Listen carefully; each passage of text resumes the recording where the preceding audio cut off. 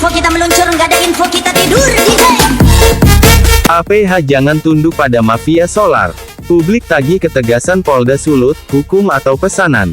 Sulawesi Utara, gelombang apresiasi publik terhadap kinerja Polda Sulut patut diakui, terutama setelah berhasil mengamankan barang bukti berupa sejumlah tandon dan truk tangki, kepala biru, yang diduga kuat terlibat dalam praktik mafia BBM solar subsidi ilegal.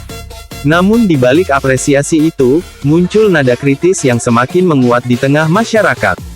Publik kini mempertanyakan, apakah langkah tegas ini benar-benar akan berujung pada penindakan hukum yang transparan dan menyeluruh, atau justru berhenti sebagai pajangan penegakan hukum semata. Kekhawatiran ini bukan tanpa alasan. Masyarakat menyoroti pola lama yang kerap terjadi, barang bukti dipamerkan, pelaku diumumkan, namun proses hukum terkesan redup seiring waktu. Bahkan, tidak sedikit kasus serupa yang akhirnya menguap tanpa kejelasan, seolah-olah ada kekuatan besar yang bermain di balik layar. Pertanyaan tajam pun diarahkan kepada aparat penegak hukum APH. Apakah hukum di negeri ini masih berdiri tegak, atau sudah bisa diperintah oleh oknum mafia solar? Jika benar Polda Sulut serius memberantas praktik ilegal ini, maka publik menuntut konsistensi, bukan hanya penangkapan di permukaan, tetapi juga pengungkapan aktor intelektual, jaringan distribusi, hingga dugaan backing dari oknum-oknum tertentu.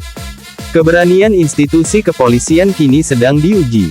Transparansi proses hukum, keterbukaan informasi, dan keberlanjutan penanganan kasus menjadi kunci untuk membuktikan bahwa hukum tidak tunduk pada kepentingan segelintir pihak.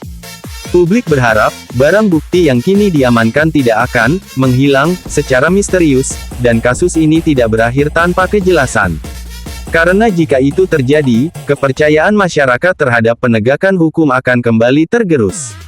Ini bukan sekadar soal penindakan, tetapi tentang marwah hukum di negeri ini.